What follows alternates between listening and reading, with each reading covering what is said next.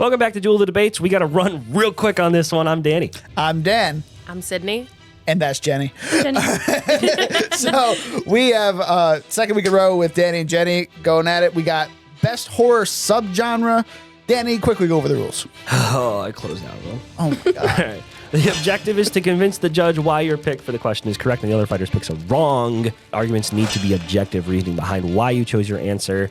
Civility, although we can be passionate, there will be no sincere attacks on people's characters. We're all friends here, even Dan. The objectivity, when deciding the winner, the decision must be based on the arguments presented in the debate, guys. Yeah. I know, like, you guys really want to pick me all the time. No.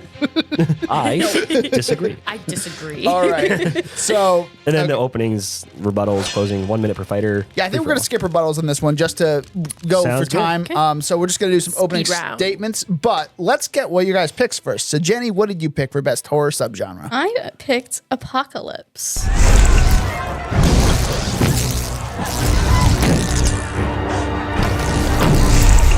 Oh, okay. And Danny? I picked psychological.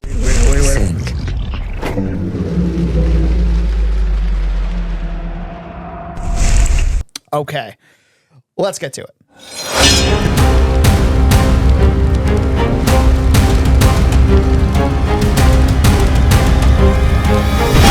All right, guys. Time to get to our opening statements. Jenny, whenever you're ready, you are on the clock. Okay, so my first point is that the apocalypse subgenre allows an incredible amount of versatility.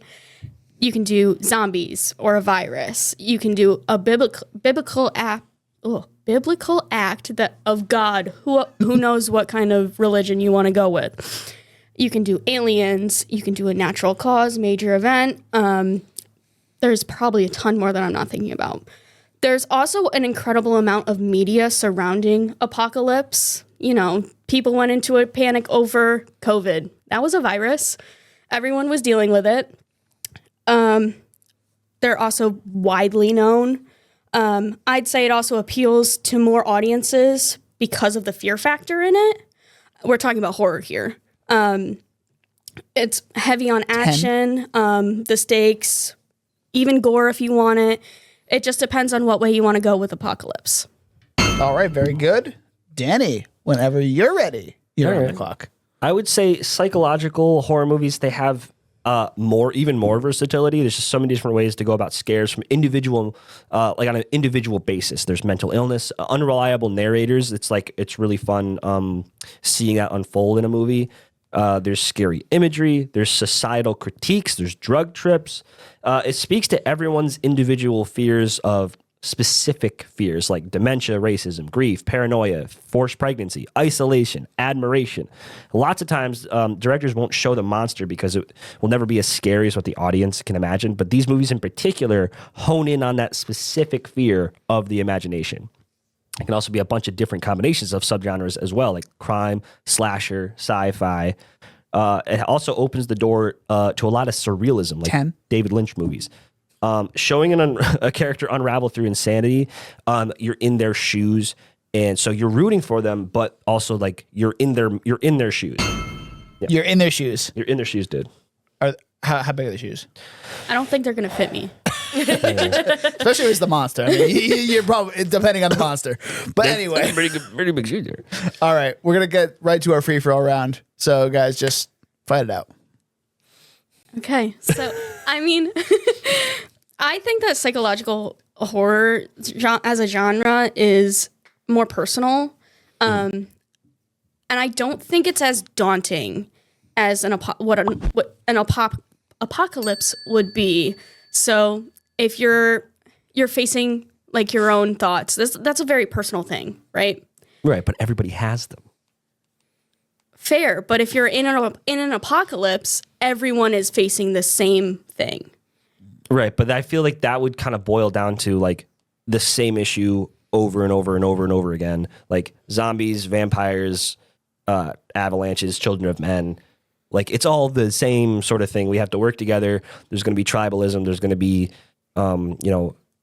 cannibalism. Maybe it's like it all kind of is under the same umbrella where you can have different flavors of psychological horror. You know, you can have like Get Out and what's in the fuck? Get Out and Hereditary are like two different. That's not really a psychological, but you know what I mean. Jacob's Ladder. Get Out is more like racism. Like you're surrounded by, like you're the other, surrounded by a bunch of people that are on one team, and that can be really isolating. But then you also have, Jacob's Ladder is like he doesn't know what time he's in. And like that's like he's losing his mind. I have to search.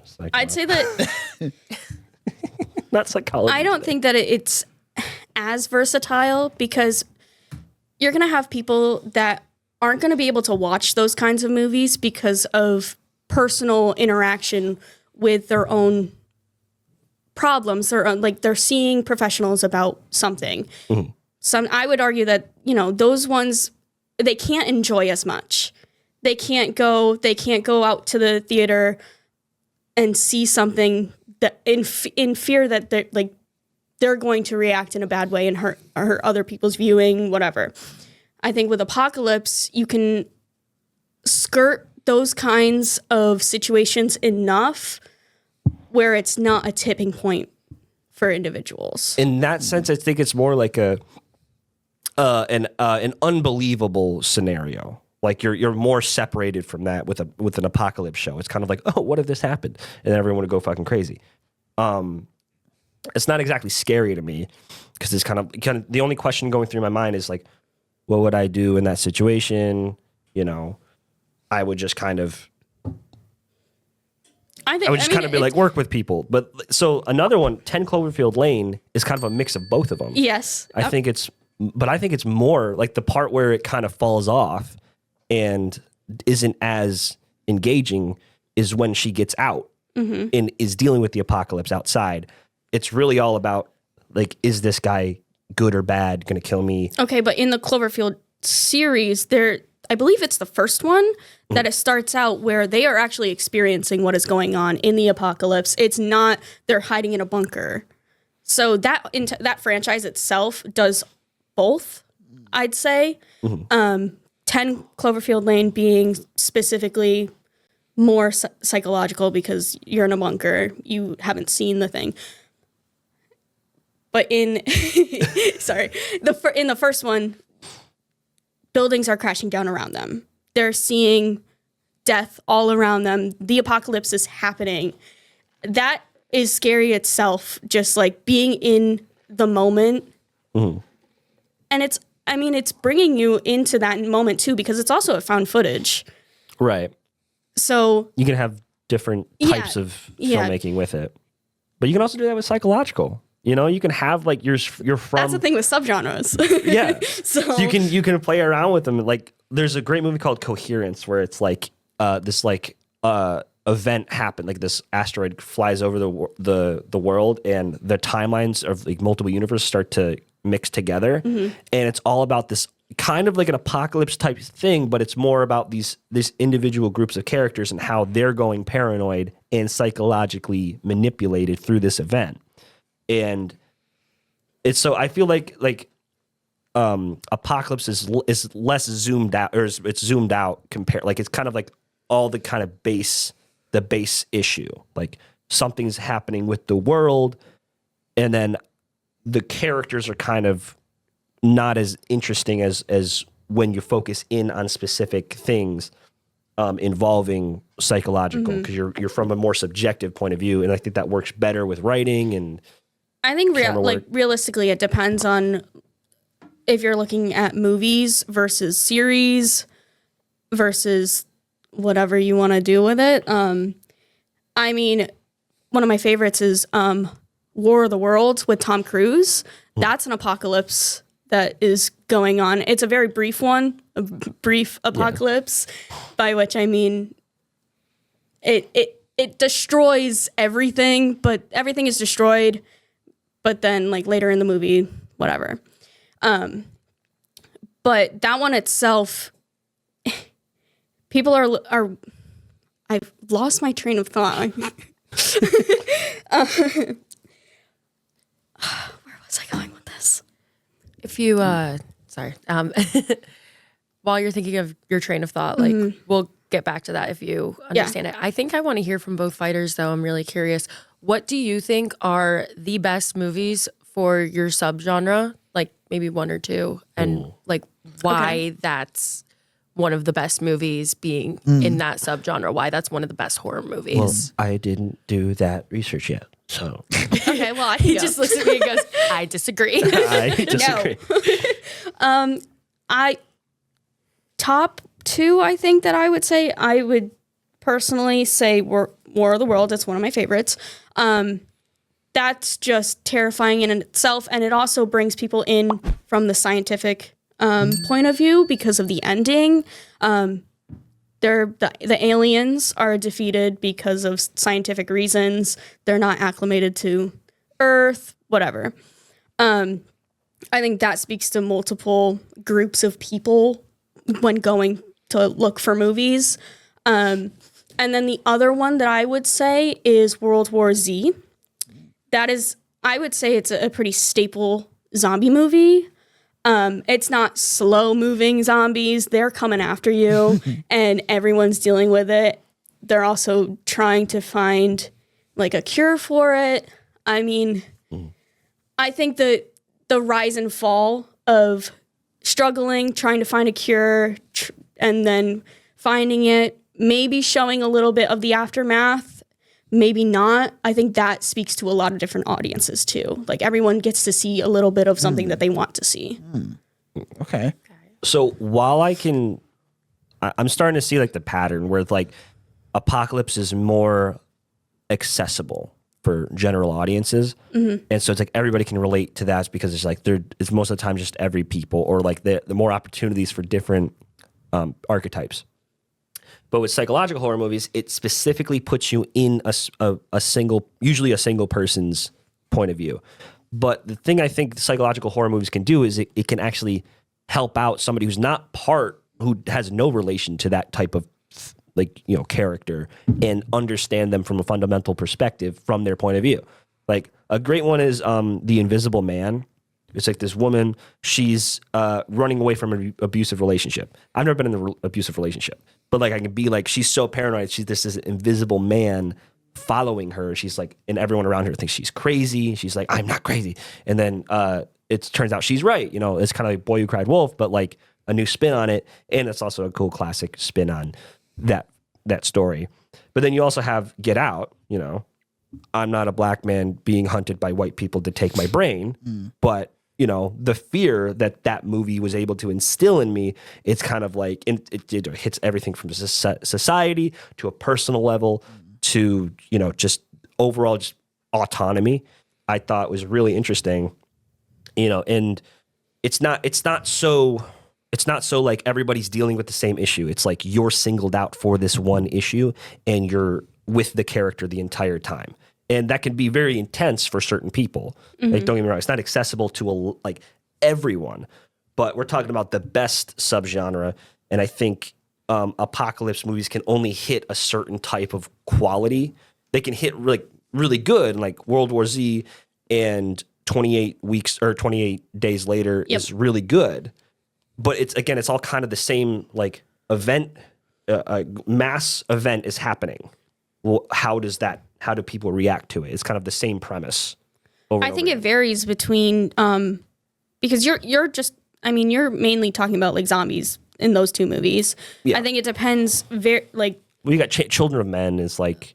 Well, I think it depends widely on like what's going on around you, and also how the cinematography is and who like is it focusing on one person and their struggles through this event.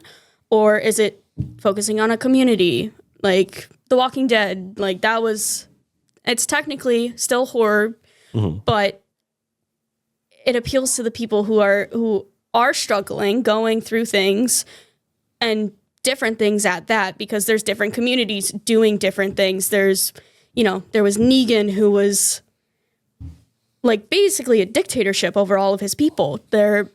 That kind of deal. And then there were later on in the series, there were the Whisperers who became one with the zombies. They walked alongside them. It it deals with how people react to these things and how they adapt. Yeah. And people can do that in so many different ways. I think that Apocalypse just allows them to do that. It allows them to venture off, and who are you if the world isn't as you know it anymore? If there's no laws. Yes. But at the same time, that's the question for every single one. And there's only so many solutions to that problem where, like world event happens. Like it's like Lord of the Flies, savages, Yellow Jackets, savages. And that's not necessarily an apocalypse. It's kind of like, but like it's like everybody's on that same ground. You're answering the same question every time. There's gonna be tribal, like it always boils down to like either the zombies are, we can like eradicate the zombies, or we can fix this issue. But at the end of the day, it's always like humans are the worst monsters. Like I feel like a lot of them just kind of shift towards that. With psychological, it's kind of an unending, supply. You have Shutter Island, where it can be like, he's an unreliable narrator. He's trying to solve this mystery, but but like you find out he has this whole backstory that you didn't know, and it's twists and turns, but then you have Us, where it's completely different, where it's like, what if there's these, it's kind of more on like a scale, they're trying to create the apocalypse, and it's like everybody has a twin, and it's like this cool kind of concept. One movie I think like kind of elevated the apocalypse a little bit was A Quiet Place, because it had like a little conceit to it. It's like nobody can talk, and like, but like that. Those ideas are few and far between. With psychological horror, there's a treasure trove of just different concepts and turning it into subjective reality. All right. Do you guys have any last thoughts before we get to closing arguments that you need to make? American Psycho is pretty good. Okay. Yeah. All right. Jenny, whenever you're ready, we're going to start closing arguments. So whenever you're ready, you are on the clock. Okay, so yeah, I mean, again, I just go for and say that with an apocalypse, there's so many different like reasons for it to happen and how people get through it. I don't know too many people who go for specifically psychological. I know a lot, like personally, like I think just widely from media, apocalypse is pushed more. Jenny. Oh, okay. Yeah, I just think it kind of comes down to mass appeal versus more specific appeal. I bet you if you're going to look at a lot of the most famous horror or classic horror movies in history, I think you're going to end up with more psychological horror movies over apocalypse. Maybe you're going to get 28 Days Later is going to be up there, Dawn of the Dead. But that's still kind of the same, they're fast zombies, you know what I mean? And then, but there's like different subgenres or like different effects or conceits of apocalypse movies, but it's still answering the core question of what happens when the world ends, while psychological horror movies could happen in any context. It's all in the person's mind. It could be 10. The Don't Worry, Darling, or it could be Get Out, or it could be Invisible Man, or it could be Run. It could be a whole bunch of different types of dynamics between characters. All right, we will go deliberate.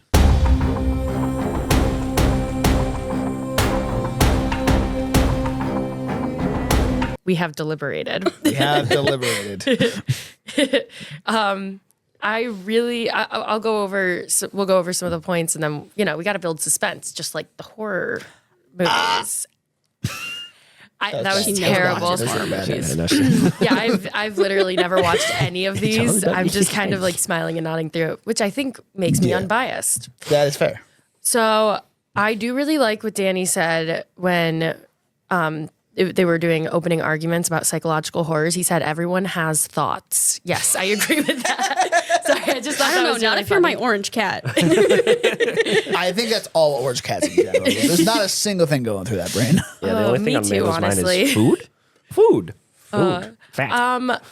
So yeah, I like that Danny was saying the unreliable narrator trope. That's a really great one. I think that everybody does, like a lot of people enjoy that because, I mean, who are you supposed to trust if you can't trust the narrator? So you end up kind of having that experience as well. Yeah, then there's the versatility of the apocalyptic stuff. You know, we got zombies, you got viruses, you got biblical acts of God. Yes. And you can appeal to more audiences. Yeah, and Jennie also said for psychological, it's limited to people who can handle mental illnesses. Like there are a lot of people who will get triggered by that. But also Danny did say that a lot of apocalypse movies, they kind of have the same premise. It's the same thing over and over. Not many people do it differently. But devastation, it's scary in that moment. And it can, and then especially bringing in a scientific aspect into some of those, like from More of the Worlds, it adds to that more realism of what could happen. I also liked what Danny said. Certain things can help people understand something they're not going through, like with The Invisible Man and Get Out. That's a really solid point. It's a good societal critique and stuff like that. It puts you in that person's shoes, quite literally. And it's really hard to be put in those shoes because, especially with mental illnesses, it's not something that a lot of people can just conjure up an idea of it. This was a well-fought battle. It was hard deliberation. It was a hard deliberation. Then we were also thinking, like, okay, what are we judging the best thing on? Because we talked about, like, okay, is it the best overall, audience? Like getting the most audience? Is it?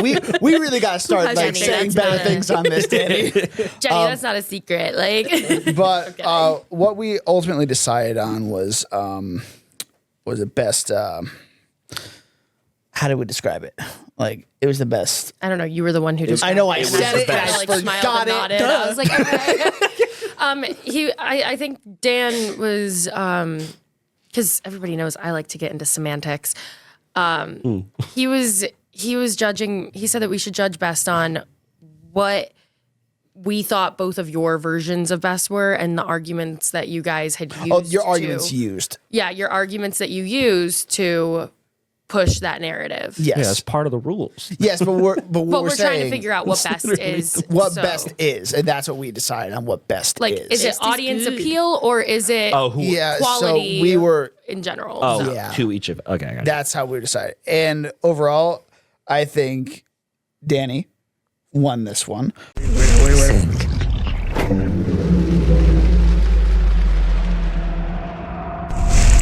It's the first time he's won in a very long time. Yeah, it's been a year. It's been at least a year since you won. Because you can't pick first anymore, probably. Yeah.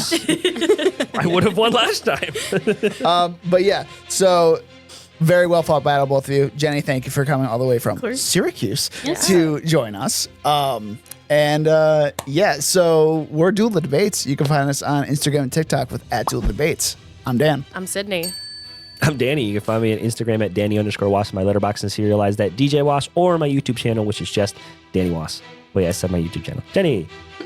I'm Jennie. You don't want to find me. Yeah. All right. We'll be back with another couple Duel debates. Keep tuning in to Seen It Before for our Boys recaps for each week The Boys is out. We're going to have a lot of other movies coming out in May, June, July. Summer movie season is upon us, so continue to watch with us. Check out the Project Hail Mary on Seen It Before. Yeah, we had a special guest. She was really cool. That's what I heard. But until the next time. I disagree. Oh. I disagree. Okay. Until next time. We'll see you next time.